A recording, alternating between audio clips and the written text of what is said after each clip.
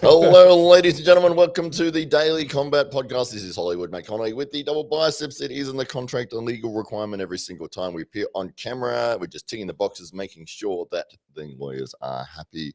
The man to my right this time, but to your left, it is in fact the co-pilot, the co-founder, the co-wearer of clothes, the co-breather of air in this very room. It is in fact the king of sting, the master of disaster, the Count of Monte Cristo. It is Thunderlips, the ultimate male. Do it over there. It is the winner of the Dave Stockbridge of the Year Award. And there it is. Be serious. The illustrious award held by the illustrious man with the illustrious beard. It is, in fact, your friend and mine. It is Dave Stockbridge. Stockbridge, welcome to the Daily Combat Podcast. Thank you very much for that very, very warm welcome. What a massive week it has been in the world of local MMA. Hollywood Matt Connolly.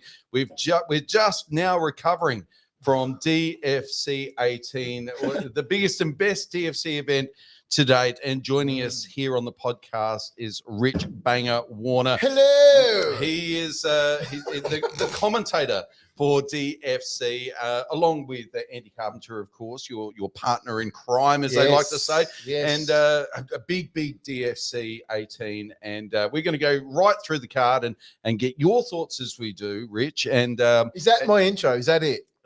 You're not going to say doyen. The doyen of Brazilian Jiu-Jitsu. Jiu-Jitsu expert. We're going to raise that. Yes. We're over that hurdle already. We definitely won't say doyen. We won't say you're a master of Jiu-Jitsu. The dickhead from DFC. What a card it was, though. DFC, amazing event. So many first-round finishes all in a row. Oh, Probably the most I've seen on a card, on an MMA card. It did just keep moving quite fast through the fights because there was, they weren't going to the judge's decision, were they? No, they weren't getting past the first round. I thought we were all going to be home by 9:30 at one stage. But Rich, what are your executive overview of DFC 18, if you will? Well, yeah, look, as you guys have said, they get better and better. The matchups were the key, weren't they? Like, Ike, as always, does really great matchups. One of those matchups in particular, the very main event, was 6 years in the making with Brad Wally against Jake Hurl. I nearly forgot his name. Sorry, Jake. And look, so there was a lot of talk, a lot of stuff in the background to actually get that fight. And look, the matchups were spot on, absolutely spot on. There wasn't a dud fight on the card, as you'd expect. And some really, really big knockouts and big finishes. So, I think it was on point as per usual. So your three main events of the night were really a grudge match and two title fights. Those last three, oh my God! I mean, if you paid your money and you just saw those last three fights, you got your money, well worth and spent your money well. So, look, it was Joe Brown versus Damien Volar. We're wearing the Damien Volar t-shirt today, and that was for the middleweight title. DFC middleweight title. It was, of course. We're all big fans of Talia, the Great White Greats. Do the intro for Great White Greats. I love that. I always get pins and needles when you do your MC thing, Dave. Really do. That was an awesome battle, wasn't it? And then of course, Jake Hurl versus the Ant-Man in Brad Wally. So a lot of talk between those two boys over the years, and I don't know how much we should talk about exactly the background of that fight. Things that the naughty words that had been said to each other. There was some bad blood, though. There was definitely some bad blood, wasn't there? And some fighters on debut. We had the Hooks BJJ Challenge, which was two hits and a final throughout the night as well. So fight fans had plenty to look forward to. 14 fights in total, including the three BJJ matchups. So a very, very full card, and it all kicked off at the beginning of the night. It normally kicks off at the beginning of the night. I like it when it starts. The card that was just up on the screen. I'm just bringing it up here so that everyone. No, I'm gonna bring it up so everyone can see it. Oh, wonderful! This is great. It's 50% uploaded. Here we go. Trying to put us off, Dave.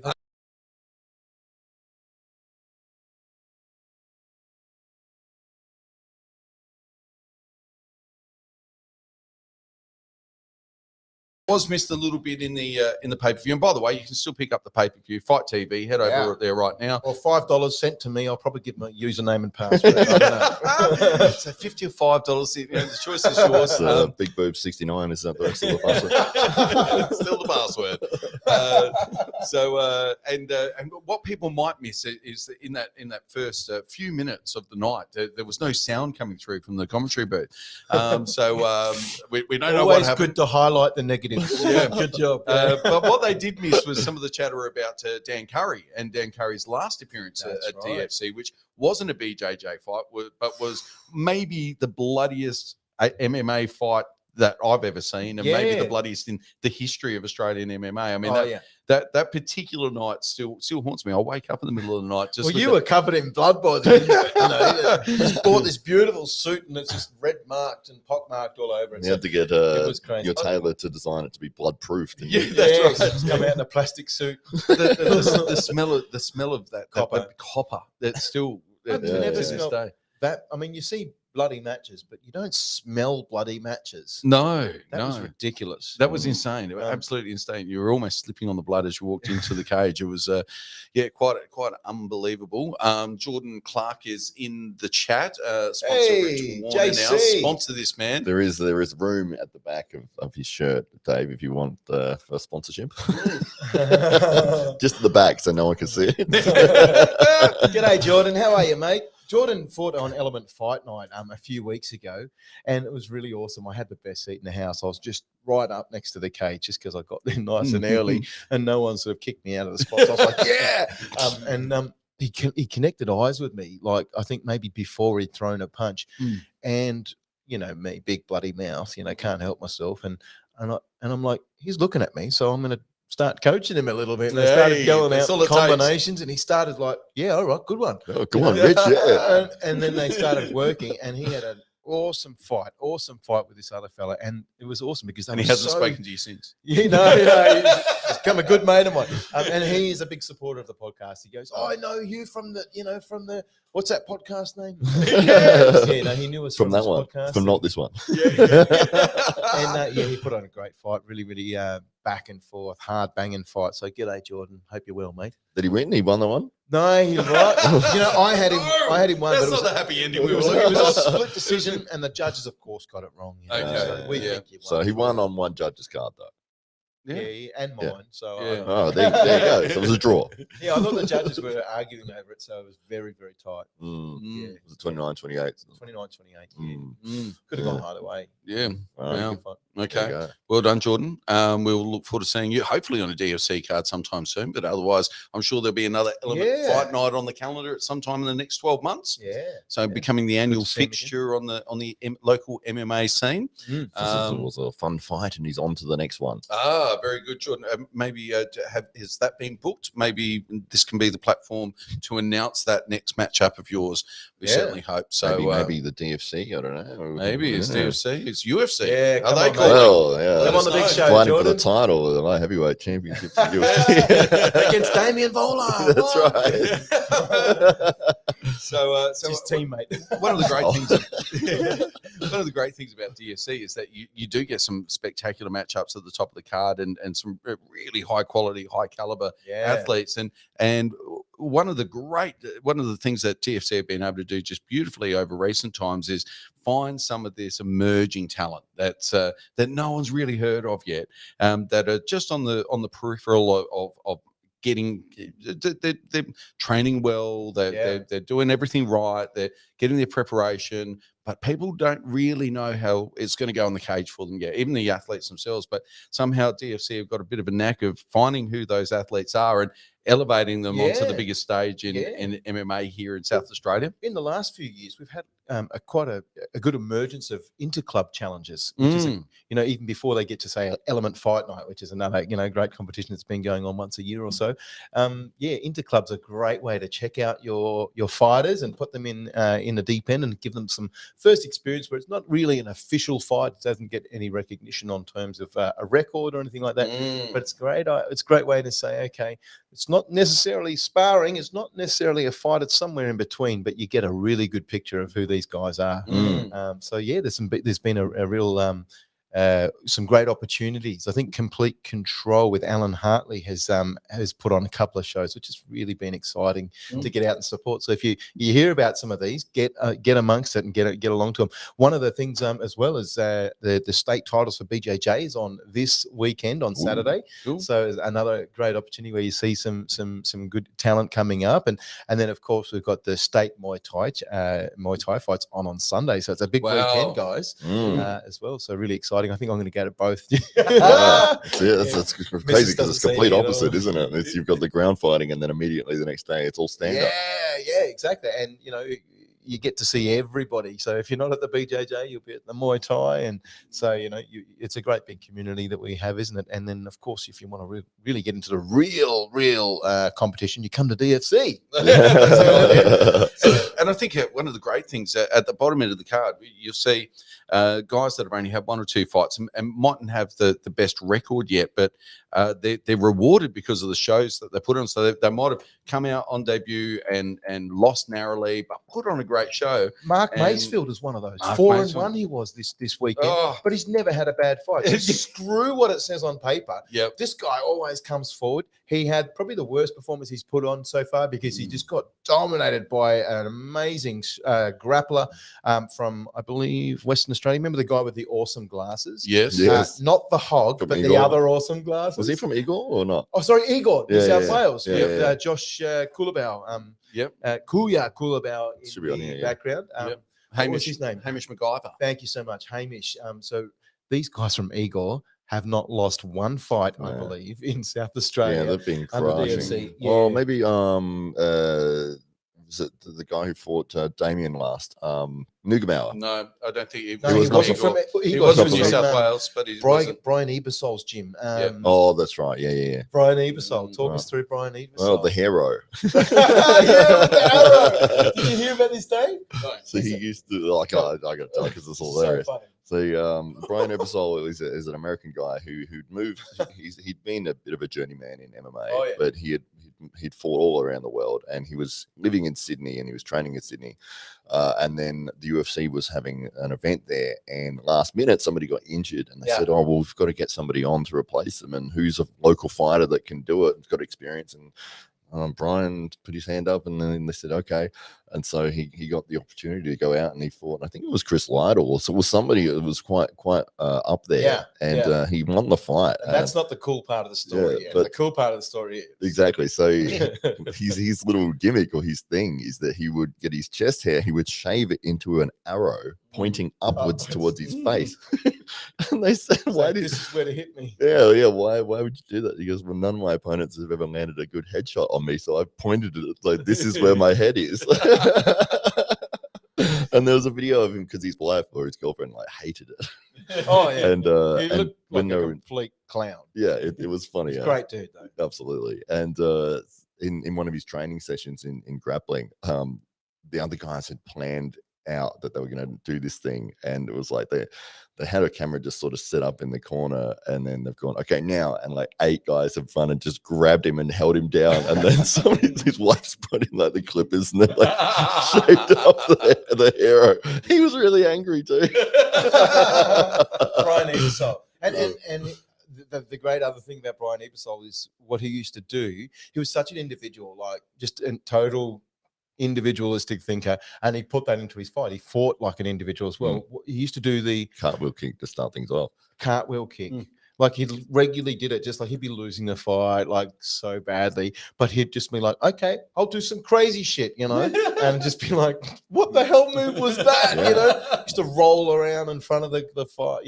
Well, they got investigated for fight fixing because they didn't believe it was the very first move of the fight. They've started the fight. He's come out and done the cartwheel kick. It landed and knocked the guy out. And the athletic commission was like, "That no one would ever. That would not work. This is a." This is a fix, that, and then they had to investigate. You just don't know Brian. So you've planned this, and this is outrageous. You can't be going around doing that sort of thing. Only ever worked once, though, Dave. Yeah. Never again. We tried it so many times after that. Yeah. Anyway, I don't know what we're talking about. Nugamauer was Nugamauer, yeah. But wrong gym. Right, I it's think the that's what eagle. it- Yeah. Yeah, that's right. Yeah. Came full circle. I was trying to escape the fact that I'd made a mistake. No, but yeah. I just highlight We it. circled back. Yeah.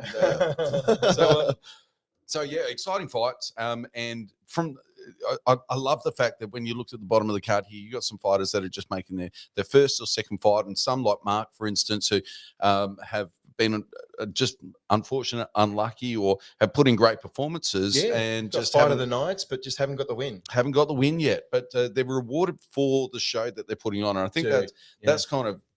I love that. That's what Ikey's putting out there. The promoter for the event is saying, win, lose, or draw. It's the show you put on. Put on a good show, and 100%. You'll always be back on DFC. 100%. And we saw some familiar faces there. Mileta Creamy, for instance. Antonio Cesaro is another one of those. Yeah, 3 fights in 3 months. Antonio Cesaro. Yeah, Cesaro. Yeah. And Rahula Karabakh, for instance, is another one of those fighters. Best performance ever. Yes, yeah, very, very composed. Which one was that? He is the Afghan. No, Rahula was against Crane Burke from M16, and he looks Afghani, funnily enough. Yeah. Very serious, intense eyes, and a stand-up striker. He put a really, really good performance. I don't know how else to explain him when you say, who is that? No, I mean, like, which fight was it? I'm trying to remember what happened to that. Fight number 8. Yeah, Crane Burke. Is that the only one that went decision? And Crane, of the early ones. I don't think any of the first 8 or 7 or 8 fights actually went. Yeah, I think Antonio, I think that did go to decision from recollection. It did. It did. And in the 3rd round, Rahula, I think the reason why he lost, he was the one who did the up kick, Dave. Yeah, exactly. And he got the point taken from Steve Percival. We're like, he's probably going to get a warning. And then when he gave the point, you're like, oh, shit, because it was so tight. Yeah. And, you could see the look of disappointment on Rahula, like another one who, hasn't had the best on paper, but always performs. And if you're an entertainer and you're thereabouts, we don't care, because someone's got to lose, and you have the best of the best lose as well. So really congratulations to Rahula from Trinity. Boys put on a fantastic performance in that one, but maybe that up kick decided it possibly. Yeah, I think that was the difference in the end. It all came down to points. I do support the taking of the point, though, because you get so many times where people commit a foul, and it did strike, and it did land, and that is an illegal shot, and they get warned so much before the fight. These are the rules. Do not do these things. Don't grab the fence. Don't kick your opponent when they're down. Do all this. And if you do that in the fight, it's like you've had 50 warnings prior to getting in the cage. Why do you now get another one, and your opponent is like stunned from that? Well, it's different to say, a foul where you might grab the cage temporarily, and then you get your hand pulled off, the cage from the ref, and they give you maybe 1, maybe 2 warnings before you'd lose a point. Right, yeah. It's not necessarily going to hurt your opponent so much, is it? Whereas if you get an up kick, you can knock somebody out quite easily if you get them in the right spot. I think he got him in the body. Wasn't it right in front of your desk? I saw it as straight in the face. Well, somebody over here had better seats than the actual commentators. Right in front of you, right next to the lovely ring girl. Yeah. And I've watched the replay, and he's just chatting to the ring girl the whole time. Cameras on Hollywood. Yeah. And he's just sitting there going, blah, blah, blah, blah. Yeah. Didn't watch a thing. I didn't realize that. Telling Tegan, look, I'm just going to the fights. I'm just, the guys will be there. Yeah, the boys. Was hanging out with Dave and Rich, And then he sits on the other side of the cage. What's going on here? Settles up next to the ring girl. So there's this seat taken. You pointed me to that scene. Because originally you'd said, you sit here. I'm like, okay, cool. And then you've come back from announcing, and you're like, that's my chair. I'm like, oh, sorry. Where do I sit, Rich? Sorry. I'm keen to get rid of Dave. There's many opportunities. I must have too many of the snakes too early on. And anyway, that's the secret. Like, what about, there's a chair just free over there. I'm like, all right then. Yeah, I'll sit there. And I didn't realize that I was on camera every single time that you were doing the announcements. I was right next to you. Yeah. And I was like, after I realized the that. Daily Combat t-shirt. Yes, that's right. Yes, that's why. Sponsorship. Like, make sure I'm not just sitting there on my phone. I'm like, I'll pay attention. I'll clap for every single person. I did notice the good timing with the claps. I saw that. Who is it? I don't know. Well done. Yes. Yes, no, you did time that well, even though you didn't see what was going on. Well, so I got a few people that were at the event. A couple of my friends that I didn't know they were there. They didn't know I was there, and they've sent videos of, they're filming the screen. A message of me sitting there like, oh, yeah. Politely clapping. That was great. But yeah, literally, like the cage was here, and a Yes. few times when the fighters sort of crashed into the cage, had to lean You back. do think, Jesus, Oh, they're yeah. gonna. We had a little mic right up against the cage, pointing at us commentators, and it was only about that far away from the cage, and the cage moves. Not the cage moves, but the mesh. Yeah. the mesh moves a little bit. Went like Damien Bowler and stuff. Hit it, Yeah. I'm like, things are gonna break here. It's pretty yeah. close. But they were so close, like their legs were here, and I couldn't see what was going on. Like, they're basically standing here. I'm looking at their calf muscles. I can't see what they're doing up there. It is something special being so close. It was life. amazing. And that's one of the reasons why I suppose I feel so privileged doing what we do. Yeah, it's incredible. Get the Absolutely. best seat in the house, and Yeah. when they allow me to scream and yell like I'd like to. Other events are like, shut up, dude! Like, what the fuck? Well, I just wonder. I'm going to ask you now. How many kicks did you get up to with Talia in the first round? Because it's now almost the MMA knees. folklore here in Australia that the 14 kick count from Talia's fight from maybe a year or so ago now. It's been surpassed. It's now. What did you get up to? Do you know what? I watched the replay, and I actually counted them properly on the replay because I could like press pause and shit, and I must have missed a good 10. But I swear I got up to like 30, 34, 35. Wow. And so I reckon it was probably about 45 Jeez. knees that were, Yeah. that were given. Some not so flush as some of the others, but at least, 20, 25 of those 45 were right in the head. So 45 knees in the first round from Talia, the Great White Greats. My goodness. It'll make a striking coach proud, one would imagine. How did you score the fight overall?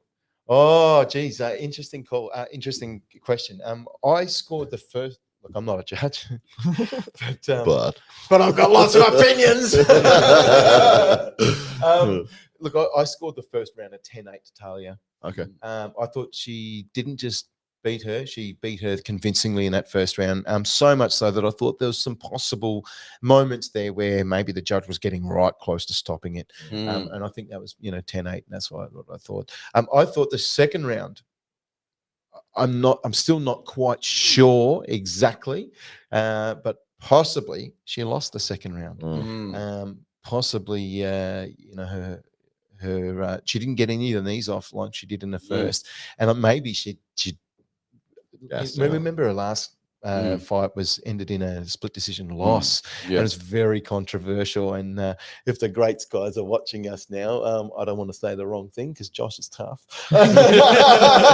Talia is too. Yeah, they're all tough. Mandy will beat the crap out of me. But yeah, look, I thought after that, it's going to play into your next fight, and I think she really didn't want to leave it in the hands of the judges after that. So one thing I think that Talia did much better this time is at the end of every round, she threw the hand up. She looked like the winner of every round. She changed her body language, didn't she? Her body language has shifted substantially from last fight to this fight. Well done, Talia. That was a big key. And you didn't look. We knew that you were winning anyway, but it just looks great. And do that regardless. Your job is to, yes, win the fight, but it's about the perception of you winning the fight. Do everything you can to be convincing of that fact. And she really, I don't know whose advice she took off that, whether it was us or Josh said something to her, but really, really well done at the end of every single round, regardless. Get your hand in the air and fist and put a big smile to the crowd like you won. Because maybe if it's really, really tight, maybe that judge will go, yeah, all right. Well, and watching it back as well, as soon as the bell rang, the hand was up. Yep. She was acknowledging that, I've got this, I've got this. And the room got behind her. I mean, she always had the support of the room. But the room started to roar and people really got behind it. We love it when you see a fighter loving it. You're like, yeah. So getting back to my score. Okay. So let's give her opponent round 2. All right. So she's up by 1. She won by 2 points in the first. 1918. Yeah, you do the maths for me. Okay. Oh, fuck this up. So she wins by 2 in the first. She lost by 1 in the second. I thought maybe Talia in the third by 1 point, and then her opponent in the fourth possibly won. Possibly. Arguable on the second and the fourth about who won. You could have given Talia both of those, but let's be really generous and give it to her opponent. So you're now going into the fifth round. Not sure if that first round was a 10-8 because they're rarely given. I think she deserved it, but you're probably not given it because, I don't know, judges feel pressure not to do that. We can talk about 10-8s. I think it was a great conversation to have. But say going into the fifth, it could have been quite likely to be dead even. Which makes for a bloody great last 5 minutes. And I think she won the fifth. Yeah, I agree. I had it 3-2. I didn't give a 10-8 in the first. 10-9. I had 3 rounds for Talia, first, third, and fifth. Second and fourth for the opponent. There you go. There you go. So we agree. That's good. But I did say to the judge that was sitting next to you, like as he was handing in his score, I was like, "Oh, how did you score it?" And then he gave me this like, "Oh, you can't ask me that question." Look, and I was like, "Oh, sorry, I forgot. You can't tell me." And then he goes, 5 to Talia. 5. Gave all 5. Wow. So yeah, there you go. And it wasn't a split decision this time. I believe it was majority win. So yeah, congratulations. Yeah, really what a great effort. Really great to see how happy and relieved and excited she was at the end of that. Yeah. Well, I think Talia's had some trauma when it's come to being announced champion as well. And on at least one occasion, I think very early on in her career, she was it was a state boxing or was it kickboxing? She was fighting for a state title and heard her name announced as the winner. Only to be told, no. Hang on. No, sorry, we've got that wrong.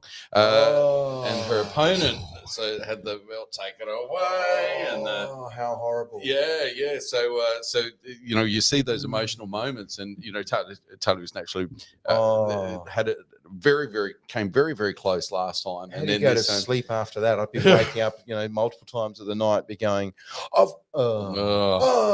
the champ. No, I'm not. Yeah. So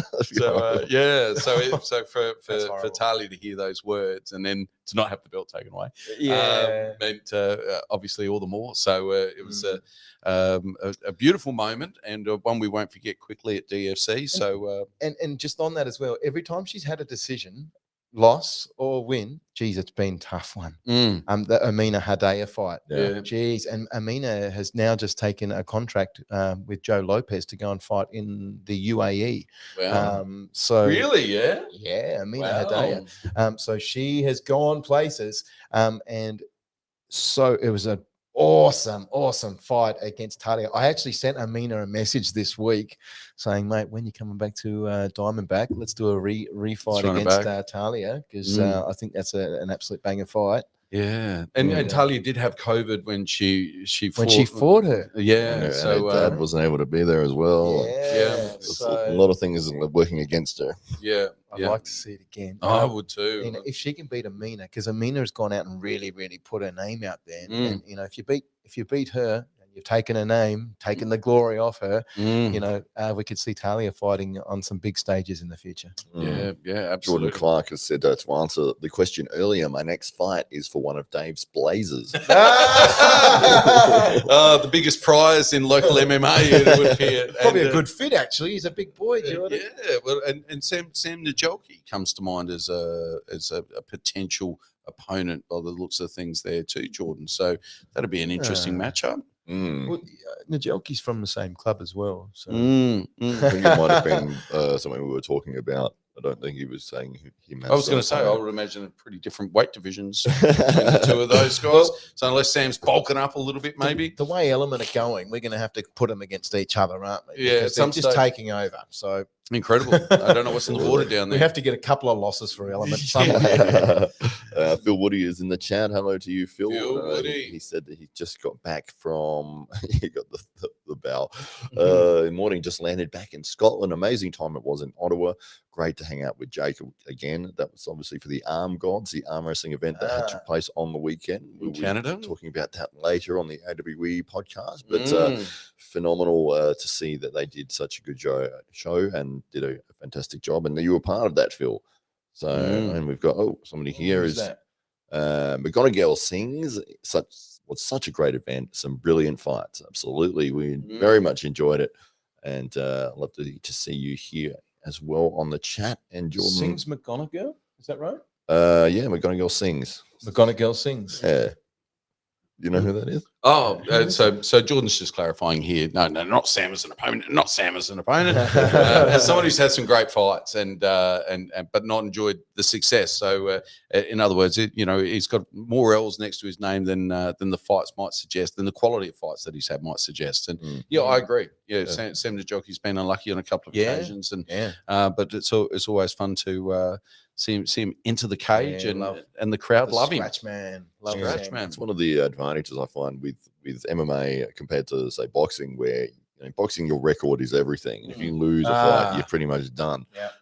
Whereas in MMA, you can lose 10 fights in a row, but if they're all bangers, and it's just back and forth, it's just like, people will still want to see you. It's like, I don't care whether you won or lost. It's like you're exciting, you're entertaining. That's more important. It's a different mentality, isn't it? And I think Muay Thai is the same, because these guys are fighting, over in Thailand every second week. You're never going to have 100 and none.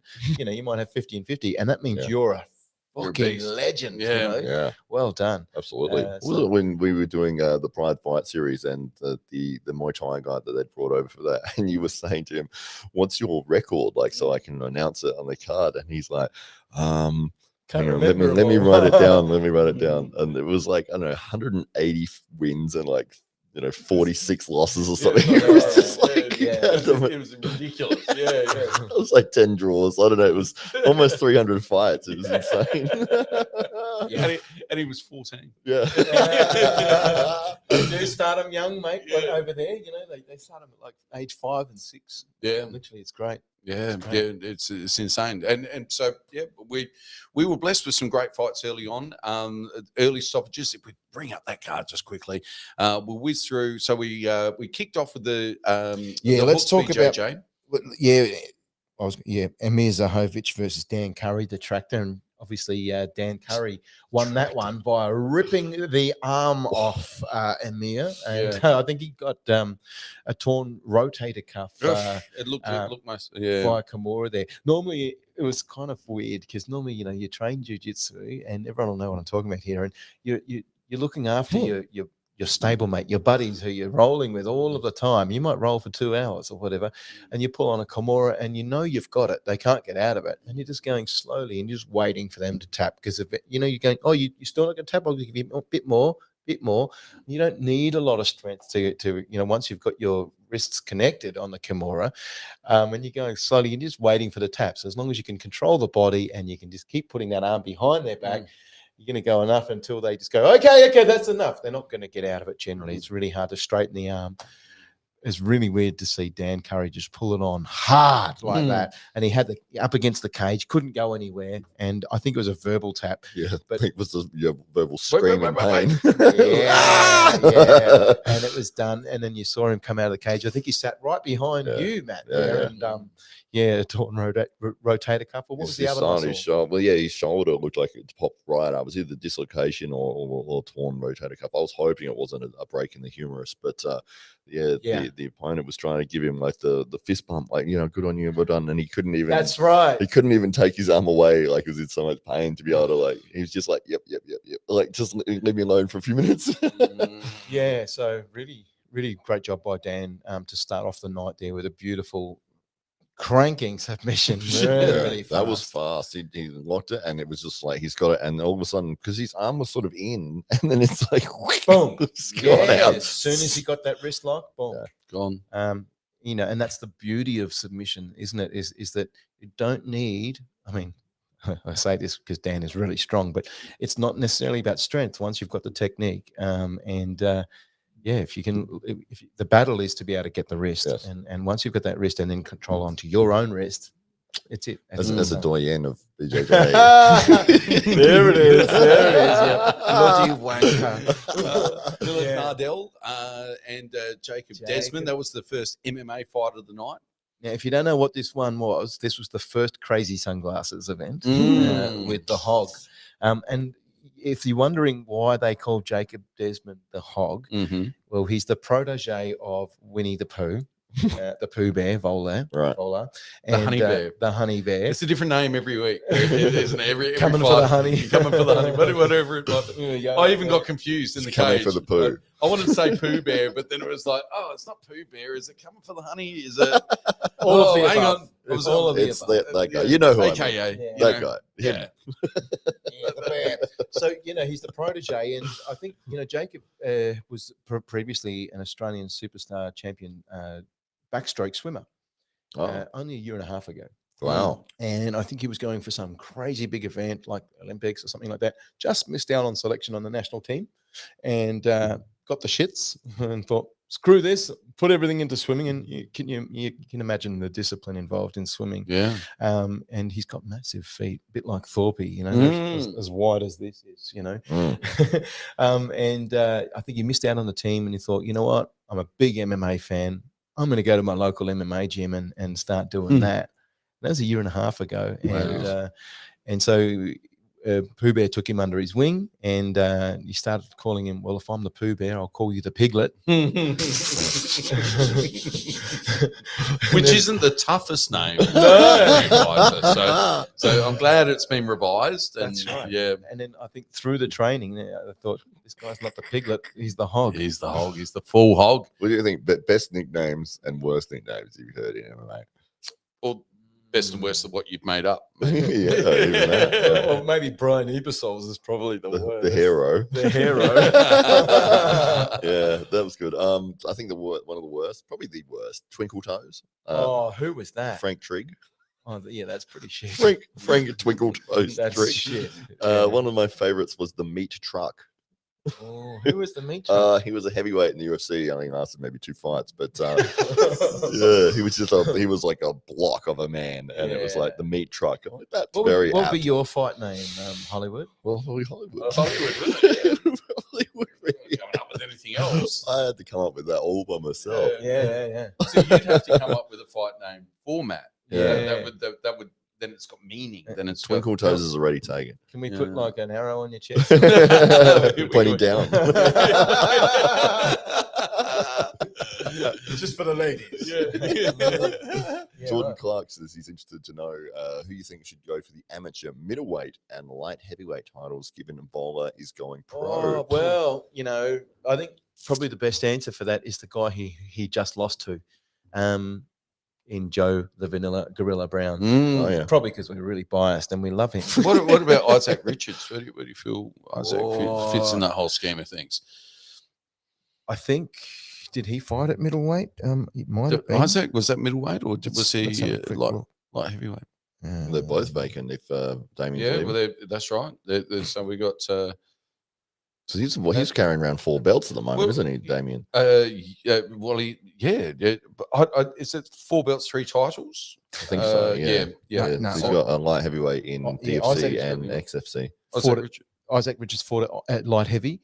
So there you go. And I think it's probably a bit too much for him to get down. He's just fantastic at the weight that he's at, isn't he? So the bull cat.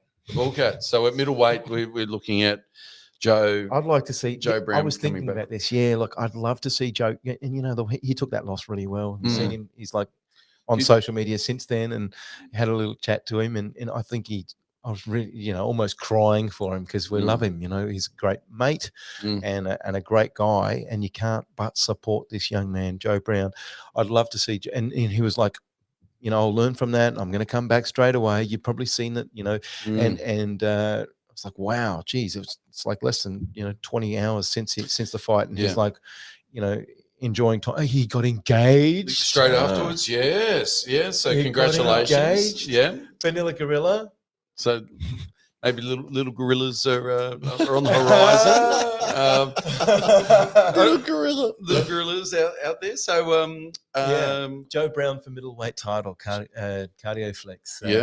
And it'll be interesting to see who emerges as a worthy contender in amateurs now.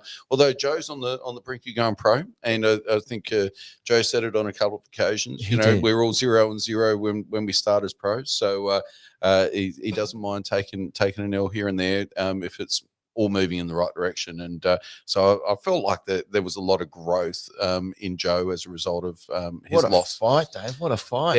Epic. And I thought Did he you was find having it a hard lot to watch because we love them both? It was one of those. I think it kind of it compromises your own morality, because I really like these two guys. Yeah, I want them both to win. But I don't want to see anybody lose. But but which means maybe I don't want to see the fight. No, I really want to see the fight. I was torn. I didn't. I couldn't say it. I couldn't cheer for it. And I was like, when you like go. Go both. It was kind of just watching in shock in a little bit of it. But what I will say is that, and I know we're bouncing around the card a little bit here, but I feel like Joe was enjoying some success with his uppercuts. Like Joe has his wide stance and he almost like an old school boxer, and he's kind of got his hands really low, and because he's got that reach, like he seems to have some success in coming underneath. It's not like a full uppercut; it's more like almost like a jab from the hip. That's what it is. Yeah, and so he can keep his distance. Come on, let's go. And he almost lures the shorter opponents with the less reach in, and he keeps his chin out there, and it's exciting to watch. And what he didn't do was shift up his stance as much as what I've seen him do before. Oh, great call! And great call.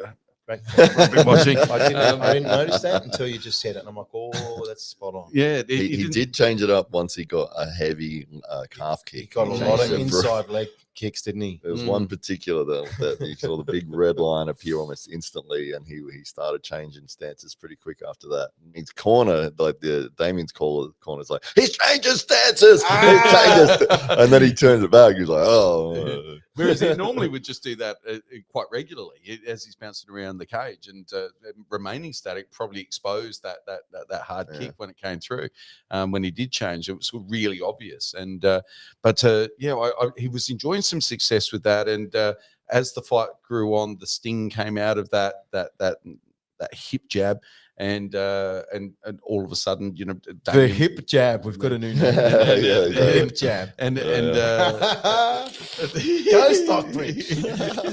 Just making it up. Yeah. And so I feel like that's when Damien was able to close the distance without as much fear, and was able to break through. And it really did take until the end of the third round and into the fourth round before we started to see that dominance really emerge. It was still quite even, and you could have seen it go either way right up until the end. I think Joe's game plan, and I think in most of his fights, is very much a counter-striking style.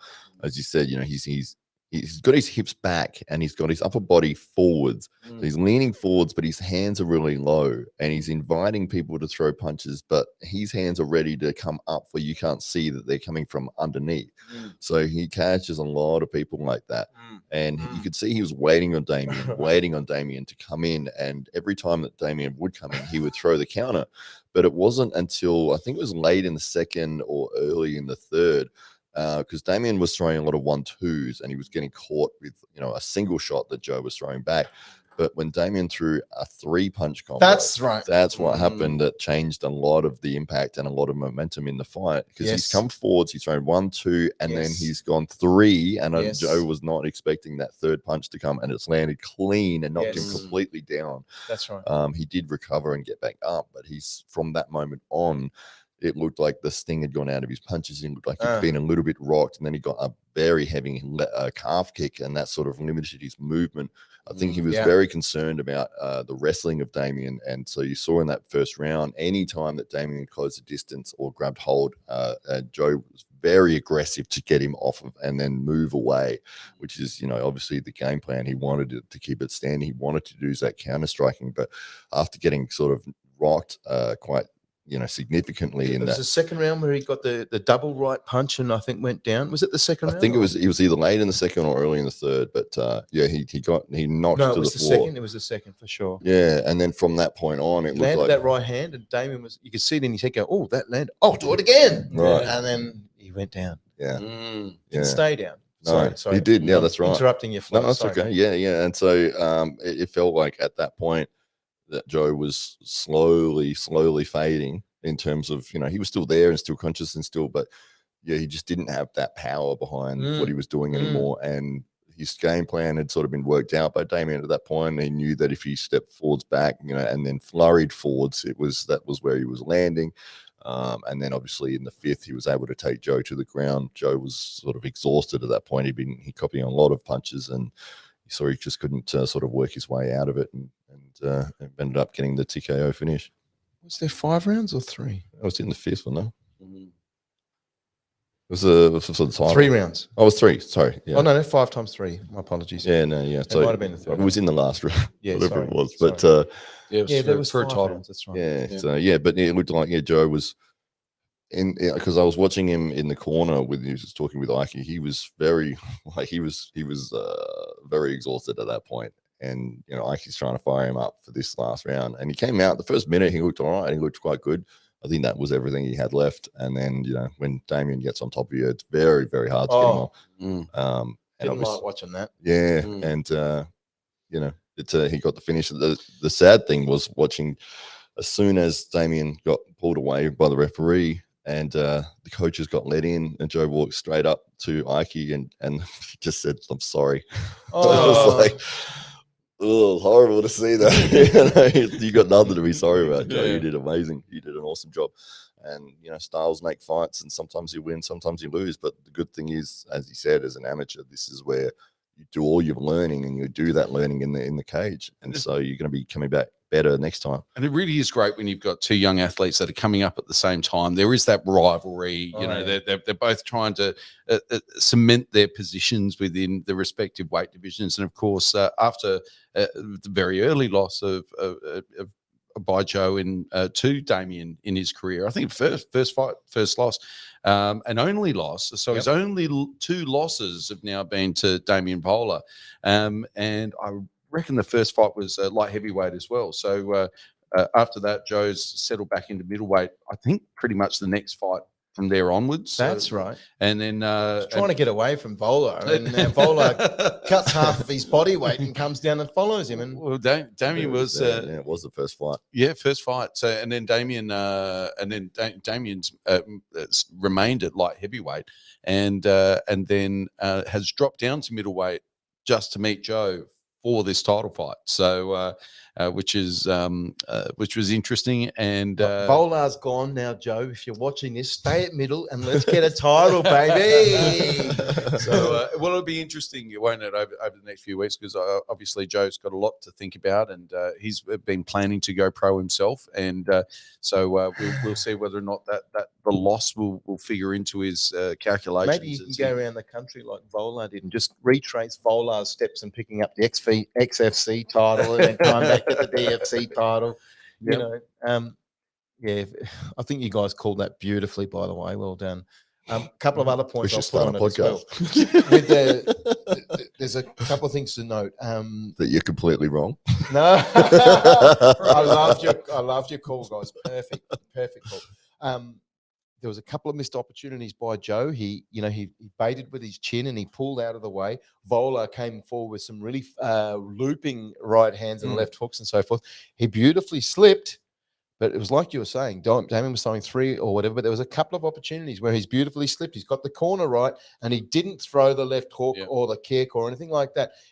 Perhaps out of tiredness, perhaps out of his legs were chewed and he just didn't have enough to be able to take advantage, but he was in the right position to be able to throw left hooks, and both a few times did not take advantage. So he's baiting, but then when he's in the right position, he missed the, to throw, maybe hesitancy. The other thing I thought, two other things were because of Vola's amazing attacks. We've never seen Damien strike so much and so aggressively, so fluently like he did in that fight. He shocked Joe because I think Joe was expecting to get the better of him on the strikes. Yeah. I think we all did. If you look at their first fight, I think Joe was doing very well on the feet against Damien until Damien took him down and started pounding his head against like a basketball against the cage. I'll even say when Damien fought Gary Neugebauer, Gary looked in that fight a lot more than maybe the scorecards would suggest. And Damien striking didn't seem to be making a big impact. I mean, Gary Neugebauer was obviously made of concrete. So I mean that's a contributing factor, but it wasn't the striking that made the difference. Although it did get the job done in the end, it wasn't seemingly making a difference in. He was copping some big shots. He was copping, especially the jab of Gary. Yeah. And wasn't seemingly getting out of the way of Gary, and who you wouldn't say is the slickest striker in the division either. So So that's interesting to see how Damien's tuned all of that up. And I think that might come down to perhaps his preparation in his camp for this, losing the weight. But he definitely got speed on him now. Spent a lot of time with Jimmy Crute over the last couple of months, I understand. Yeah, and Jimmy's, predominantly a striker. So maybe, if Damien's gone in there to help Jimmy for his UFC fight, they probably didn't spend a lot of time on the ground as much as Damien would be normally comfortable with. So maybe really, really sharpening up those striking skills. We definitely saw it in this fight. It shocked me. I think maybe it shocked Joe. And he just came forward and did so much. I think that's probably the highest number of strikes we've ever seen Damien from a round-to-round perspective put in. And, we didn't expect Joe to be on the back foot as much as he did, he was. And Damien, well done. Hats off to you. Your game has definitely changed. And I think the big question I was asking before we fought was, we're seeing a different-bodied Damien Vola. I don't know how much weight he lost. I think I've heard him talk about he got some different health nutritional advice in. Somebody new into his camp that really changed things, because Damien's always been a big boy. He's come from that gridiron background for years ago, and obviously the more beers you can have, the better. Whereas no beers for Damien. He wasn't having a lot of body fat on him at all, and well, I think in his first appearance here on the podcast, he was mentioning that he was walking around at 110, and then coming down a light heavyweight from there. So yeah, and I think here's the thing with Damien,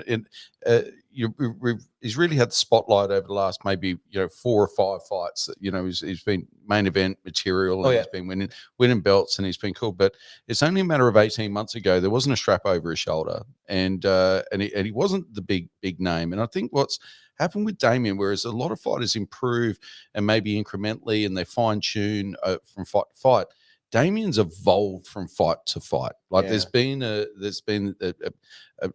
noticeable, not just a minor improvement, but a noticeable and dramatic improvement that's a game changer. Almost every single fight he's bringing something new. Joe had in his head, I'm going to fight the same Damien Vola that I fought on fight 1. And if that being the case, may have won. But Vola, with the amount of road that he's been able to cover, and the amount of strength that he's added to his game, the body can't wait, coming down to middleweight, and he's given him a lot of speed. His cardio was beautiful. His cardio outlasted Joe, I thought, and it showed in that 5th round. And I thought that the amount of kicks that he put on Joe really stopped Joe from dancing as much as he needed to. You saw early in the fight, like you guys have talked about, baiting with your chin and holding the low hands. You've got to have good foot movement to be able to move back and throw that and use that counter angle. Getting left to right. And I saw him moving a lot of beautiful lefts to rights early on. But with that leg being chewed up, maybe that was the difference in him not being able to get out of the way. And Damien's going, oh, this is great. I'm starting to land here. let's keep going. Yeah. It does make you wonder a little bit as well, because we know that Damien for the last 12 months is essentially, although he's not hasn't been a professional fighter, he has been dedicating himself as a pro, full time, like a pro, to the craft. Yeah. So essentially, living the life of a pro. He does his day job is at the gym. It's as a coach and a trainer, and when he's not coaching and training, he's training himself.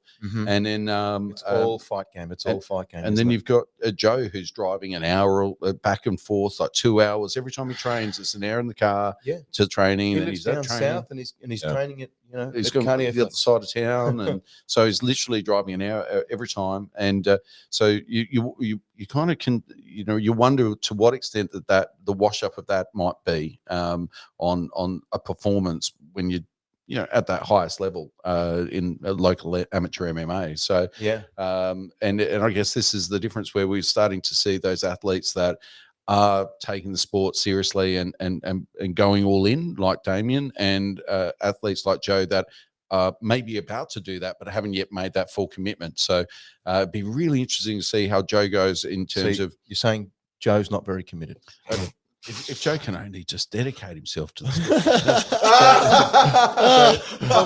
Vanilla Gorilla. We're sorry. Look, don't listen to this guy. Dave, what I'd love to see is if Joe had those same opportunities, if Joe had the same opportunity to dedicate himself to the sport in the same way that Damien's had the chance to over the last 12 or so months.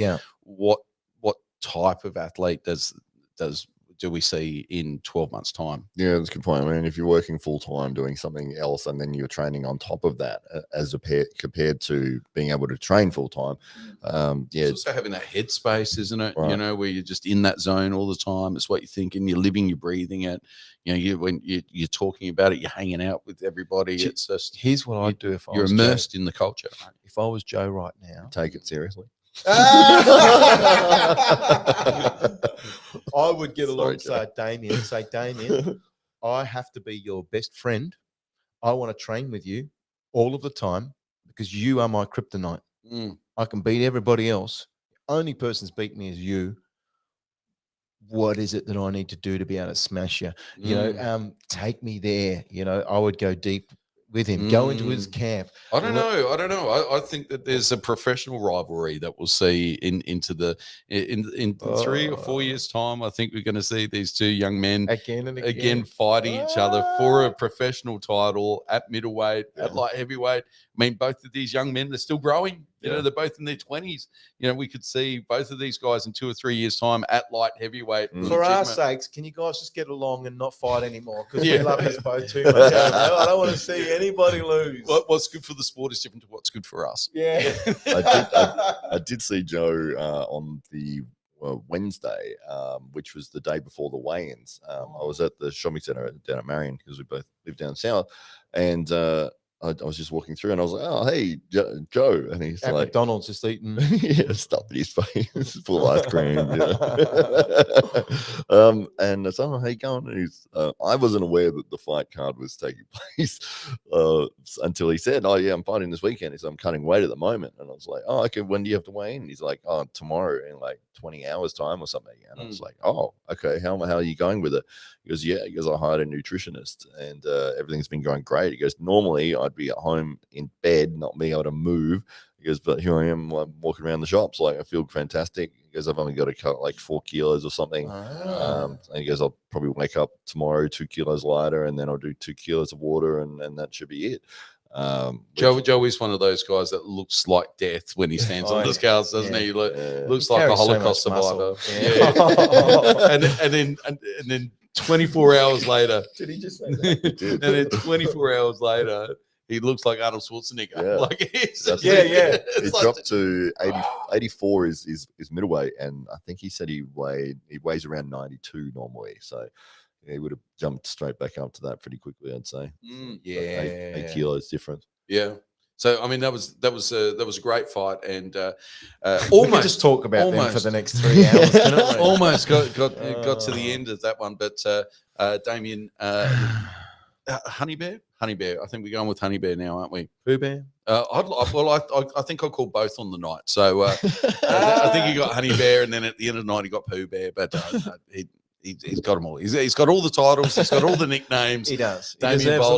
Damien Bowler, he is the man of the moment. Love you, Damien. At middle and light heavyweight in the country. And he, at the end of the night, and just for those that haven't yet caught the pay-per-view, Damien relinquished his titles and said, that's it at amateur. How was put the gloves in the middle of the cage and said, it's I'm done, and then distributed his belts out to his coaches and trainers and his team. And handed each belt out. Have you ever seen that happen? No, I saw him struggling to try to pick all 4 of them. Yeah, I think the weight might have just gone.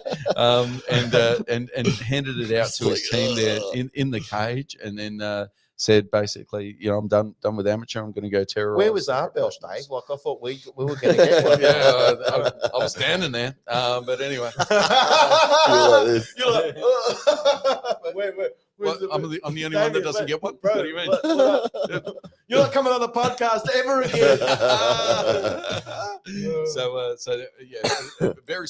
A special fight, a special moment for a lot of reasons. What a guy. Yeah, a lot of humility and a lot of respect between those two athletes as well. Although they've had a great amateur rivalry, there's no doubt that they've both been looking at each other in the corner of each other's eyes over the last couple of years as they've both been rising through the ranks. No doubt we are. He's trying to not make a sound when you open that can.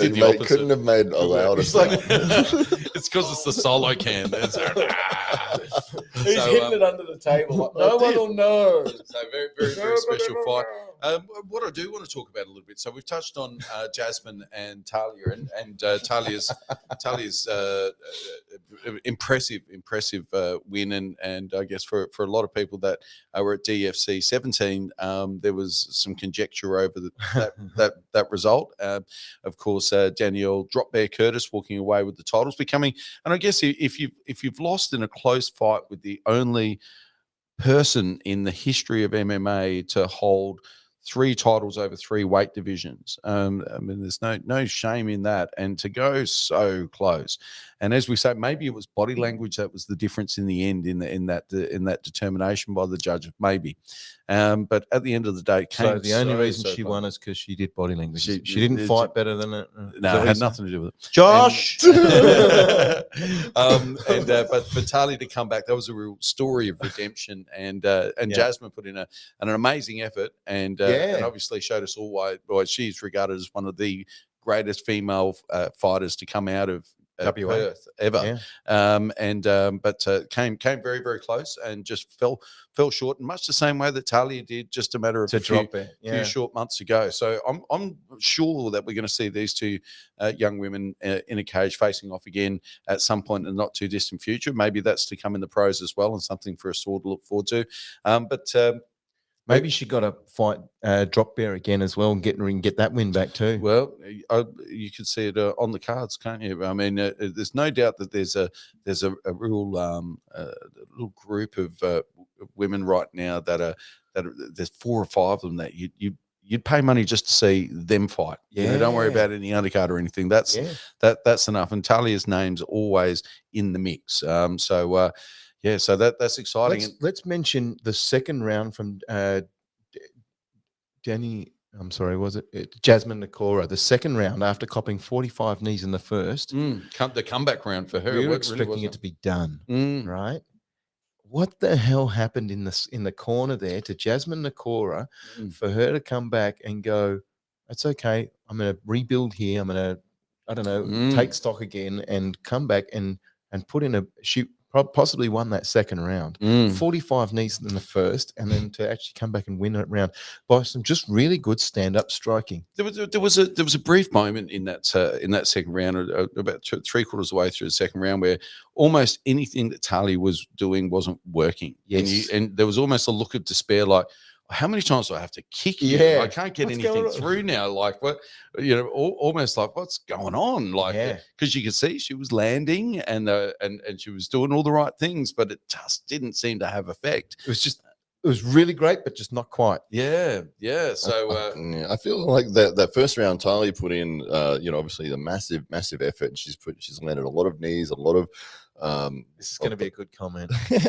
A lot of them landed, and she was very dominant in that first round. And then it seemed like the rest of the fight, either she got exhausted after that first round, Did she dump it all? Yeah, possibly, because it seemed like the second round onwards, it was very much she returned to a counter striking style, and she was throwing only one punch at a time, move away, one kick at a time, move away. Quick question to jump in with you: did she dump it all because of the previous fight's decision? Possibly, maybe, possibly, yeah. But it felt like you've gone from being so aggressive and throwing so many strikes to now you're throwing one strike at a time. And then and that's why for me it was so close, because the opponent was doing the same, and you're both were sort of working forwards, getting in range, and then moving away, and then you get in range. Someone would throw one strike, you both move away. The other person would throw one, you both move away, and it continued like that for the rest of the fight. And I felt like calling out, like, Talia, throw 3 punches, flurry,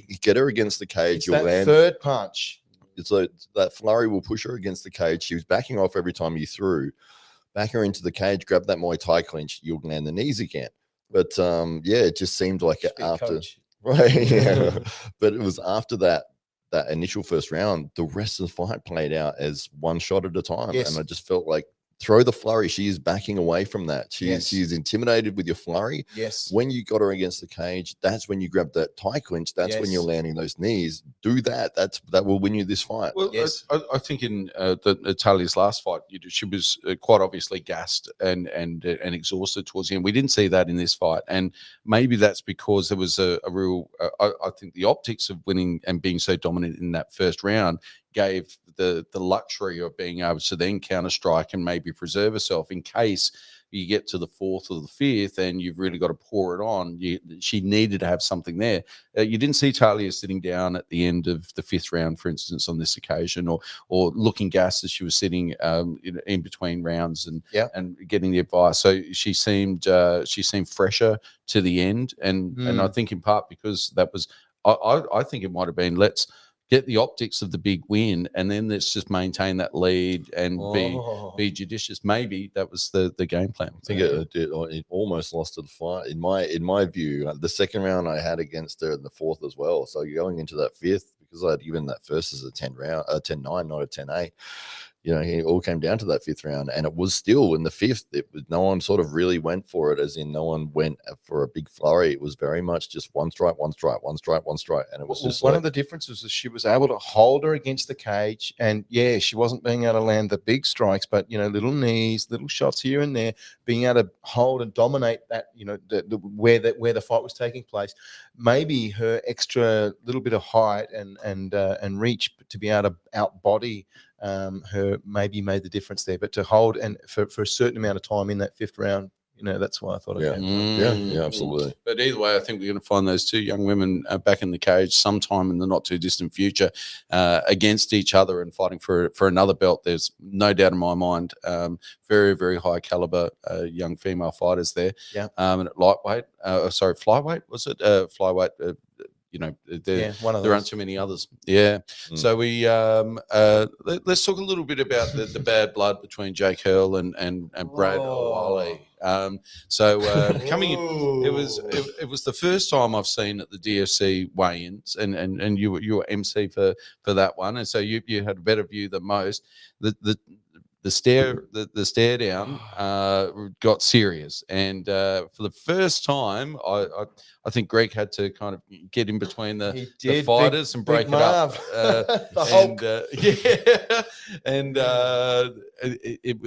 So there was obviously there's a lot going on there, and you said on a few occasions in the commentary, this is really a fight 7 years in the making, and this is a fight that should have happened at DFC 18.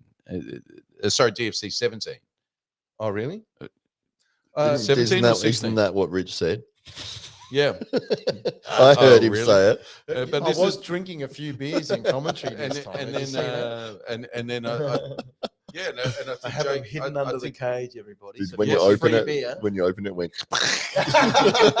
and but Jake pulled out last minute, and right. I yeah, didn't so actually. so these two young men were to fight. And I mean, correct me if I'm wrong, Yeah. but it might have been at 17 or 16. But sometime in the Yeah. last couple of That's right. DFCs, That's these right. two young men were to face off and to put all of this bad blood behind them. You would hope. And and then Jake pulled out. Now, in Jake's victory speech, Jake had made mention that he'd come very close to just giving it all away. Yeah. But he found his passion again, and maybe Out of hatred. out of hatred for Brad. Hatred brought me back. Yeah, well, it seemed to be some unfinished business there, and Definitely. and it seemed like Jake might have been happy just to leave it all alone and to step away from the sport, but there was enough fire there to bring him back, and certainly that mission to see this dispute to the end was enough, and it made for a great fight. It really did, and I'm a bit torn here. I don't want to maybe divulge too much information because I don't want MMA guys, especially under DFC, to come across as thugs or anything like that. But sometimes it They're brings out thugs. the best and the worst in people too. Yeah. Sometimes if you're on a winning streak, how do I say this?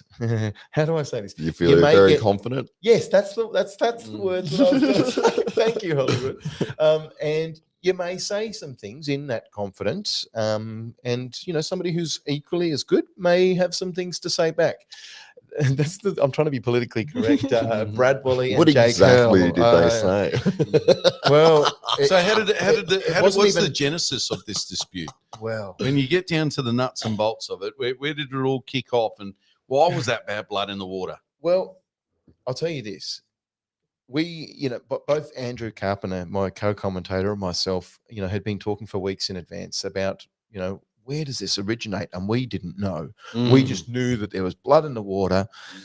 We'd always seen on social media over the years, F you, no F you, I'm better.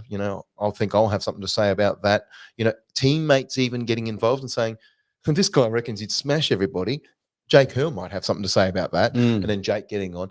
But it's not even just been words, is what I'm going to say. Ah, right. So There's been actions. Brick through windows and Petrol bombs. burning each other's businesses rocking down. up at each other's gyms going, let's go, I'll take on the gym, old school Japanese style, But there has, I'll say this. It spilled out in if you like outside of the gym environment. There might have been some heat in a room. That's not the DFC. I'll say, look, this is the funny thing, right?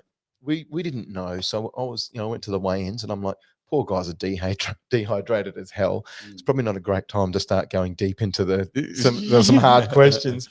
Yet I did anyway. Stupid me. I also did it in front of their coaches, which is probably even dumber because their coaches, sometimes may not be aware of some of the things, and maybe even if they are, they don't want them talked about. Maybe they've disciplined their fighter over it. Maybe they've had words. Maybe they said, you shouldn't have done that or whatever. I don't know the full stories, but I do know the look on some of the coaches' faces. I'm not even going to mention names. When I brought up the subject, was like, because both of these fighters are from Adelaide, aren't they? So, yes. I mean, there's every chance they could cross paths. Oh, yeah. Socially. They've been crossing paths, and they have crossed paths socially on the weekend at certain places out in town, for example. And you've had a bunch of guys from one gym and a bunch of guys from another gym. And things have had to actually get Marv gets involved. Well, Marv wasn't there on this occasion that I heard about, and I probably shouldn't say too much because I don't know a lot. It was funny. Maybe you've said too much already. Let's say more. The funniest thing to me was Jake was early at the weigh-ins, right? Brad was still cutting weight, and I'd gone up and spoken to Jake, and I said, mate, where did all this start?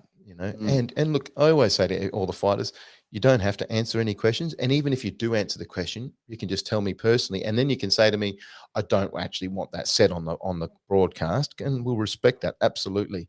We'll say what they want us to say.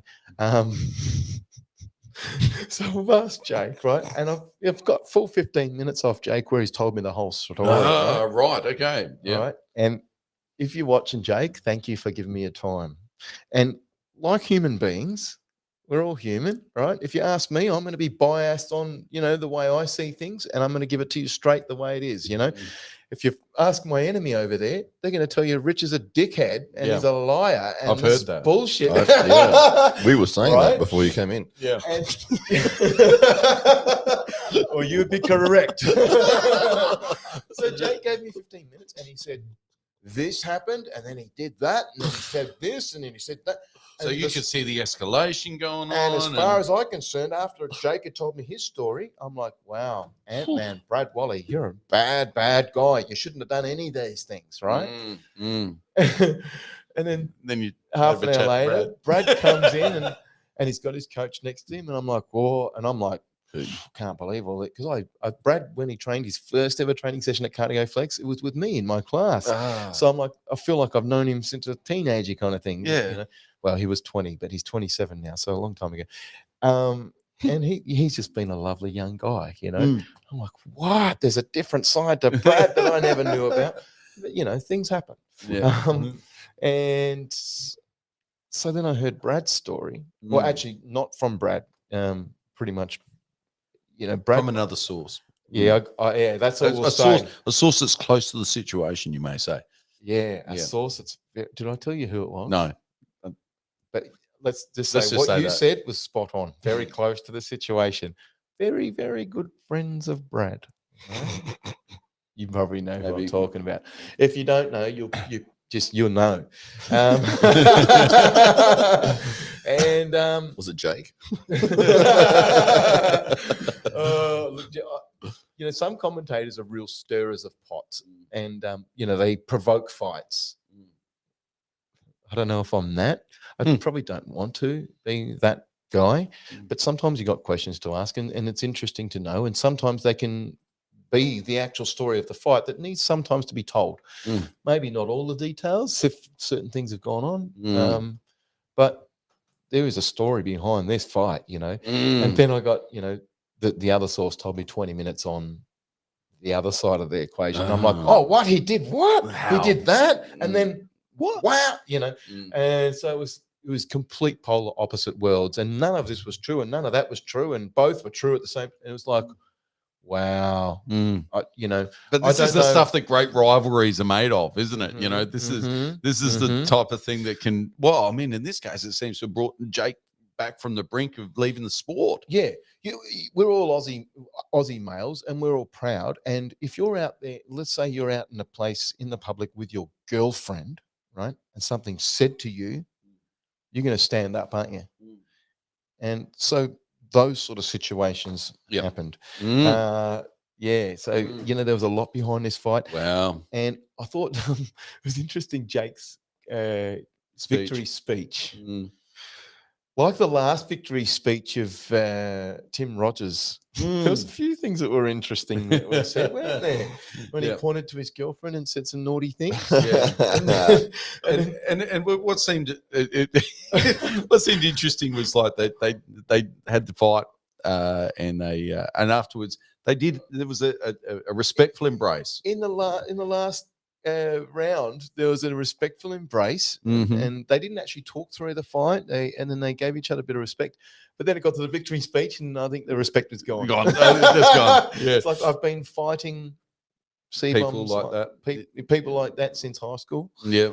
And then Brad walked straight out of the cage. Didn't hang around. Did not hang around. Yeah. There wasn't much love in the end. Do you think there'd be a rematch? Do you think there's a rematch in it? No. That's all done now. Yeah. The fight wasn't amazingly entertaining. Please do that thing. I didn't think it was.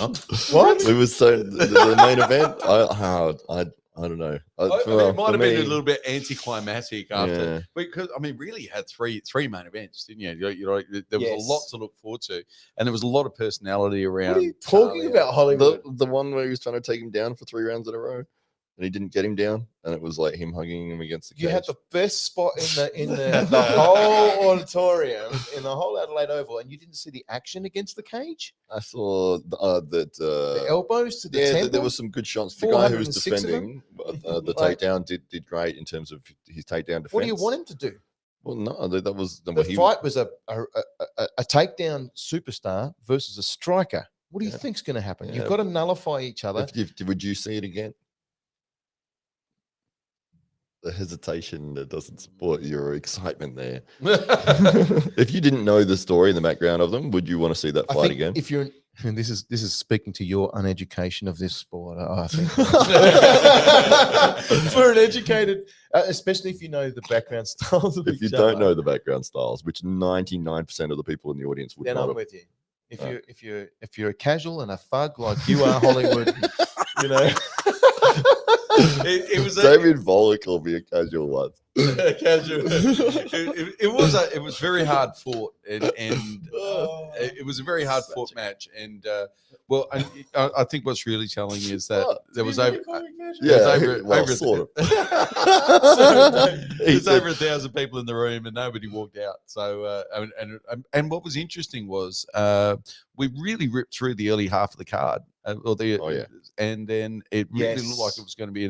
But it was still there till 11:30. How did that happen? And it was just amazing. It slowed down and got more technical as it went on, of course. But it really went fast early, didn't it? Yeah, it was off to a cracking pace. So, so if we look up and down the card, Rich Warner, what was your fight of the night? Because we haven't handed out the checks yet, so maybe you can influence where the money goes here. So, well, we've mentioned Brad and Jake. We've mentioned Vola and Joe. Mentioned Talia and Jasmine.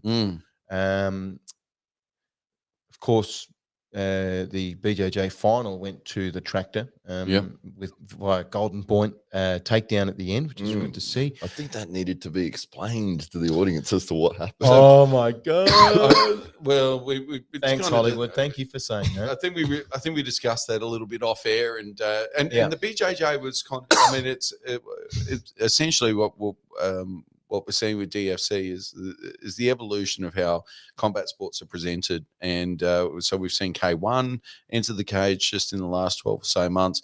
We've seen BJJ enter onto the card of some major events as well. And I think that, there's still some experimentation going on there to get that formula 100% right. And, I think in that case, not everybody was on the same page with how that was going to, if it was so even towards the end, how it would be decided. But in the end, it was by Golden Point, I think it was decided. Yeah. And took from soccer. A little bit confusing for the ring announcer as well, because I got up there to announce a winner and then got told, no, we're going to do a Golden Point. It's like, what does that mean? He went, I don't know. Golden snitch. Yeah, that's right. We'll see what happens there. So we're seeing some of that. So I think most exciting knockout of the night has to go to Isaac Richards, who again, it seems every DFC steps out and knocks somebody out in a spectacular, spectacular fashion. Was he the one that looked like he was asleep as he was being introduced? And when they brought him into the middle, even then he was standing there like, he is a cool cat. And then as soon as the fight started, he went out like a lion and tore. It was insane. I was like, this guy's not taking this seriously. Wow. And then he's just the complete opposite. That definitely the KO of the night. And you know what? I think arguably, I don't know if it's just that I love Isaac so much, but I think that was the fight of the night as well. It was very quick and it was overdone over really quickly as well. But that guy is an excitement machine, and talking to most electrifying athlete in local MMA. Look, the guys from Kim Robinson and Kachina Fight Club, Sam Benetti. How good does Sam Benetti look? He's like 10 years older than me. And this is insane, isn't it? He is just amazing. Yeah, I got a wink from him as I was in the cage. I looked around there. All I could see was like vascular arms, and I was like, He's just the nicest. You're allowed to look. It's okay. Yeah. He's like, He's like the most positive, encouraging guy ever, Sam Benetti. He's been around. Everybody who I know and love and respect knows and loves, respects Sam Benetti, and they've had many years of relationship with him. He's been the OG of the scene for many years before MMA ever existed, and he talked to me out in the back and talked about one of the cliches, as they say, no stone has been left unturned, but he did say that, and he bloody meant it. He talked about leaving nothing to chance. Some of the pad work that I saw of and always see of Sam Benetti with Manoli Camburis and so forth from Kachina and also from Isaac had been absolutely scary before this fight. And I absolutely believe them. No stone was left unturned, and there was no doubt about, I thought, who was going to win that. Respect to Andrew Gosling to come all the way from WA for that fight. He may be an absolutely a great fighter. We didn't get to see any of his skills because there was no opportunity. It was nothing in it at all. He just, I don't know. As you said, he looks maybe like he's sleepy, but he is not a sleepy young character. He is an absolute bull cat, and hence his name, Bullcat. And the way he finished that, the guy is like, he used to be the goalkeeper, and if you're a goalkeeper, you've got to have amazing reflexes. And so his story is he was the goalkeeper for Adelaide United. Yeah. And turned his attention to MMA and kind of in the height of his career almost. He just gave that away and dedicated himself to the life of an amateur MMA fighter and is now, in my estimations, the most exciting man to watch inside a cage in 2023. Absolutely, he is. And yeah, he's super exciting. His ability to generate power when you don't expect it. He didn't just hit with the beautiful left hand. He's left-handed, which the left hands come out of nowhere if you're not expecting. You don't have a lot of experience getting left-handers, which is the key. And then he threw punch, and then it's left head kick as well. Bang. Rocked him. He was rocked multiple times within 5-10 seconds, and he didn't even have a chance to hit the mat. The ref had to stop it because you could see he's still standing, but he ain't there. Yeah. Oh wow! It was almost a replay of his performance at Apex, wasn't it? It just extraordinary talent there. Isaac has definitely got the momentum, and it'd be very interesting where he goes. Will he stay in amateur, or is he going to make that step up to professional? Does he take away a belt with him before he does that? I think all of these questions are still to be answered, but I'm excited to find out what the answers are. So spectacular card, great matchups. Congratulations to Ike and the team behind the scenes there. Who was your fight of the night?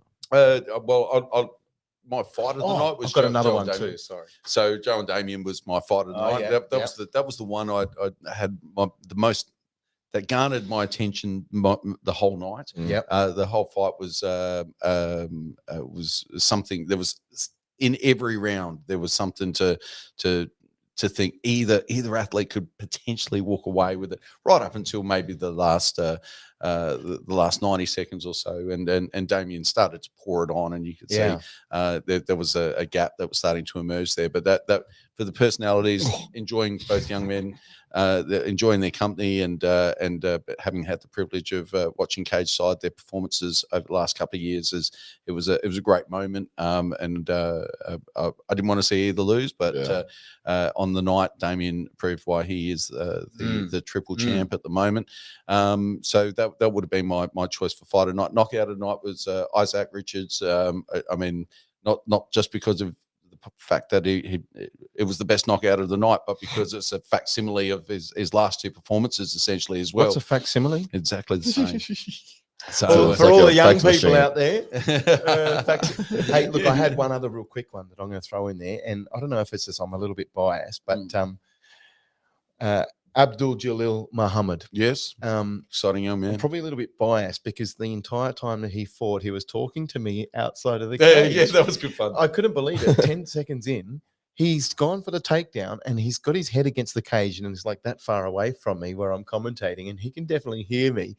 And we had a good chat before he fought, and I swear he's got his head against the cage trying to get the double leg, and he's looking at me, and he went, he gave me a full wink. I'm like, Did he just? I'm like, did he just wink at me? I think that just happened. And then he started talking. Yeah. And he was acknowledging our commentary. Yeah, he was participating in the commentary. I think at He that stage. certainly was. Yeah, I'm we like, should've mic just- him up. And all of before he got in that cage, he was warming up in the cage 2 hours or 3 hours before the event, as they sometimes do. He's going through with one of his teammates. Look, I'm going to do this. If he does that, I'm going to come here, circle to this side, all that sort of stuff, right? Which is cool because, I can watch that and go, okay. See if you follow through. Yeah. And he come up to me, he goes, because he lost his last fight. Yeah. And he, when we have fighters, we often get them to fill out a form, which, they can fill out some details about themselves and give us some information about things that they might like to share. Some shout outs to certain people who might be watching, whatever it might be. And one of the things is we asked them to write their fighting style. Khabib. And he said Khabib style. Yeah. And like, okay. Share with you a moment, right? And he did that in his first fight. And I think I may have asked him, are you going to do some Khabib chain wrestling, obviously? And he's like, yes.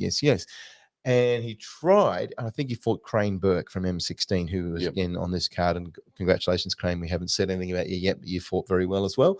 But he promised me, he said, mate, I'm going to come out.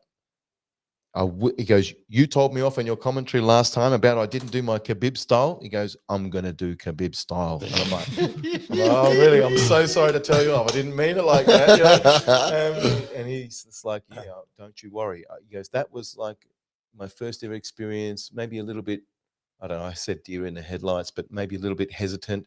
There was a beautiful spinning kick that he went for, and he stopped himself just before the buzzer in his first round. And I'm like, why didn't you throw that spinning kick that you were looking for? I'm looking at you now. You're doing all these spinning moves in the cage.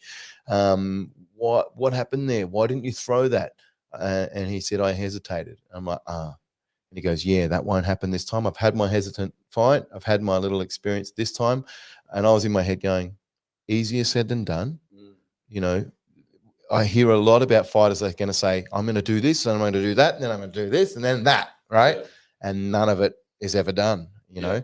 So it's very, I'm a commentator and I talk all the time. It's easy to talk. It's easy to do my job, to do their job, and to do what they're dreaming of in their head at nighttime is very difficult. And I get that. And he said, I'm going to come out, and my first thing I'm going to throw is a Superman punch.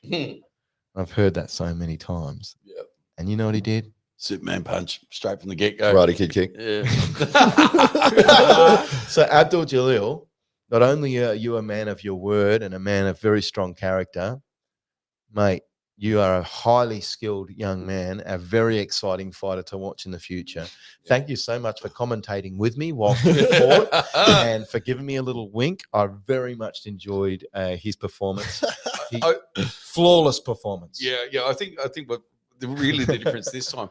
How much did Abdul Jalil seem like a seasoned professional, like he'd done it like 20 times before? So his first fight was very hesitant, and you could kind of get the sense he didn't get it all off. Like it just didn't go his way. He didn't get into his groove and the like. And when I announced I think it might have been he fights in that suffocating Khabib style. Yes. And I stepped back, and I think Greg Clenyons leant over and he goes, I laugh when you said the Khabib style and 0-1, because like, I think Khabib's 33-0. so he said, we'll see how he goes this time. Yeah, and then he came out and he did fight in that style. Like there was no doubt. Like if you heard the Khabib style and you saw the Khabib style, and it all went his way this time. He got into his groove and he fought his natural style, and he kept it he kept it himself moving in the way that the way that he'd trained and had imagined in his mind he would on the night, and it all he just went into sync, and it came but it wasn't just the Khabib style in terms of the fight; it was the Khabib style in terms of the talking and the interaction with the commentators. Isaac and the Richards said at the end of his fight something. It was a beautiful line that he said, something about dreams without proper activity. No, that was Damien. Sorry, Damien said, did he? Yeah. Equals mental masturbation. No, delusion or something. Delusion. Yeah, right? yeah. So yeah. just basically, being able to dream is not enough. Yeah, imagination without action is just illusion. I think yes, that was yeah. maybe it. Yeah, that Mark something Twain? along those lines. And that's what Oh, happened was for Abdul Jalil. So yeah, well, no, I think he mentioned who it was as well. But it was it's a good line, wasn't It it? was a great line, and I love the fact that these amateur athletes are thinking in this way. I love that Abdul Jalil had that confidence in his second fight on a big stage to really be himself and to fulfill it. And now he's walking away not wondering what if. He knows that when I turn up, I'm formidable. And I just got to be myself, and you see that in Damien, you see that in Joe, you see that in these amateur fighters that are fighting with such maturity and technique and skill in the cage, but then outside the cage, handling themselves very, very professionally as well. They've got an idea as to how to brand themselves. We see it in the merchandise. You're donning some of it now. We also saw the Vanilla Gorilla merchandise out. We saw Talia the Great I didn't get my T-shirt this time off the Gorilla. I'm going to have to hit him up, I reckon. I think so.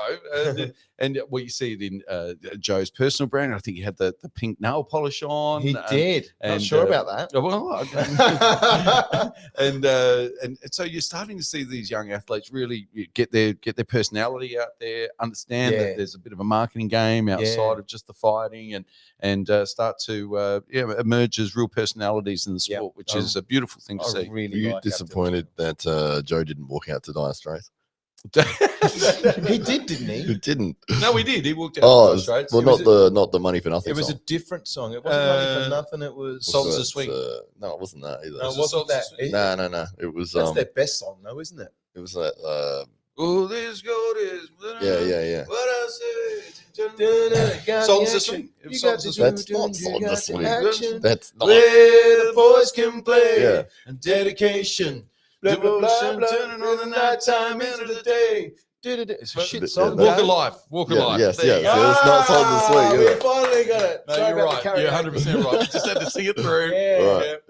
But I was expecting the Money for Nothing. You didn't get the I didn't get it. And I was like, Oh, so maybe a strategic misstep. Can we? I think that's why he lost the fight. By the Vanilla Gorilla camp. Can we start I'll a learn those petition lessons. and get signatures for Joe to change from Dire Straits to something else? It really irks you, doesn't it? Oh, I love everything about him except for the song. You can put up with the nail polish and the Dire Straits. Oh, I wonder where the Dire Straits inspiration comes from, actually. I mean, it's an interesting one, isn't it? There's a lot of exposure. I mean, even he's a young man. So you wouldn't imagine. I think he said even his mum and dad might not have been playing. I think he said he was driving in his car. It was like a mixtape or something he just put on. He hadn't heard for years. He plays a little bit of guitar. And I think there's a connection there. He's like he played that before or whatever, and he just put it on and he started getting into it. And he's like, "I'm going to make this my first." I'm like, "No, bad decision." So that's where it came from. We had the Venga Boys a couple of times. We had Venga Boys, I think twice in a row, wasn't it? 2 fights in a row. Oh, speaking. Look, we've got to mention this young man. Okay, we haven't yet. The Hog, Jacob Desmond, because he came out of the Venga Boys. Yes, right. And he was the first to wear the crazy glasses. What did it say on the glasses? Hog move.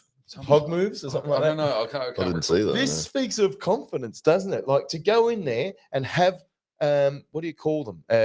Items on the side. Props. Ready. Props. Yeah. He's gone in with props. These are my winning props over here. Have them ready, boys. And the boys were like, boom, glasses on. Boom. There was no doubt in his mind that he was going to win that fight. And was he from Igor as well? No, he's from Element. Oh, Yeah. sorry. Yeah. So sorry, he's the swimmer. We did talk a little bit about him. Yeah. So I mean, it's interesting, isn't it? We're seeing these young athletes. They've got their own style. They understand the importance of marketing and brand. And, well played, Hog. I think we're going to see some Piglet or some Hog shirts coming out. Very where's the Hog shirts, Jake? Maybe he's got his own line of sunglasses coming to a Oh, store near you. wouldn't that be good if we can all get the glasses? Wouldn't it be on? great if you could just get them on the runs? Yeah, Hog move. A Hog branded sunglasses on the runs $29.99. Yeah. Yeah. So, I mean, and so it's wonderful to see the athletes thinking not just about what they're going to do inside the cage, but, all of the things that go on outside the cage, which we've spoken about on many occasions. It's really the difference between a good athlete and a great athlete, and maybe opening the doors on opportunities. If you've got two athletes and they're pretty even in most respects, but one's got a bit of personality and the other one's boring. and a bit of a social media following and a couple of sponsors behind them, well, there's every chance that athlete's going to get better matchups, or doors might open more with the ladies for them as well. Yeah, as well. Let's not underestimate that. So great night. DFC 18 will go down in the annals of local MMA as one of the great ones, and we absolutely cannot wait until the 3rd of March, which will be DFC 19, and I believe June next year will be XX. It'll be DFC 20. So absolutely amazing, and of course. Next October on the 14th will be DFC 21. So the calendar is set, and if you're a trainer and a coach, and you've got a fighter that you've been preparing, or that you just want to kind of get in the cage on the biggest stage that there is available in Australian MMA. Dave will fight you. Dave's fighting a bear at the next one, I heard. Yeah. Bear hands. So amazing job. I just want to mention this. Dave Stockbridge, ladies and gentlemen, what a job on the MC mic. Always, but I just thought, mate, I get goosebumps all the time. Oh, really? Yeah. Yeah, I really do. I really do. Did you get goosebumps? I didn't, but I thought you did a fantastic job. You can't manufacture what some people with their own self, their own personality, their own soul produce is unbelievable. And you are absolutely special, my friend. And we are absolutely privileged to have you at DFC. Oh, thank you. Not that you're not part of DFC, you certainly are part of the furniture and part of the soul of DFC. Maybe a cushion in the corner. Maybe not the couch, but yeah, look, you probably don't get thanked. Maybe a throw rug. One of those cushions that you flip over when you friends are coming over and they get dirty. Everybody give a shout out to Dave Stockbridge. Everybody give him some love. Tell him what a great job he did and how he made you feel. And if you're selling or buying a house, go to Real Estate. I can make you feel like that all the time. Well, I think that brings us very neatly to the conclusion of this podcast. So I want to thank our guest, Rich the Banger Warner. It wasn't a banger. Was jazz hands waved then? It was, what was this? Yeah, look, we had lots of bangers. We had lots of bangers throughout the night. Everyone was a banger. There was no disappointing fights, no disappointing fighters. Everybody was a winner. Win, lose, draw. Absolute winners, everybody. Well done. If we didn't mention your name, it's not that we don't love you. You are very special to us, and we love all the fighters, and you guys are all of our heroes. So well done to every single athlete that attended on the night, and all the teams and coaches as well. All the teams and coaches, M16, Element, Igor MMA over again, dominating from New South Wales. Yeah, let's not have them back again. Josh Coolabout, please. Stay away. Stay away. Goodbye. Go get border patrol. Those guys that were doing stuff during COVID, they should just set up Josh as soon as they see him coming. Hey, mate, no idea. Sorry, mate. Head off to Queensland. So Trinity MMA, Laristra over as well, which was fantastic. So many good coaches. Control. SACA, Complete Control. Yep. All the guys. Thank you very much for making your way. ISO Health, of course. So all of the guys, thank you very much for making DFC 18 very, very special. To the friends and family that attended. It was a wonderful night. I'm sure none of you will forget, and certainly one that will linger with us for many, many years to come. And of course, we'll look forward to bringing you more of the Daily Combat podcast very, very soon. Final thoughts, Hollywood McConnelly. Fantastic card. So many first round finishes. You can still see it. If you go to diamondbackfc.com, you can still purchase the pay-per-view there and view that. It is definitely worth the money for sure. Absolutely. Or jump on a Fight TV and spend your $50 and you can watch it over and over. Yeah, there you go. Okay, guys. Thank you very much. We'll look forward to seeing you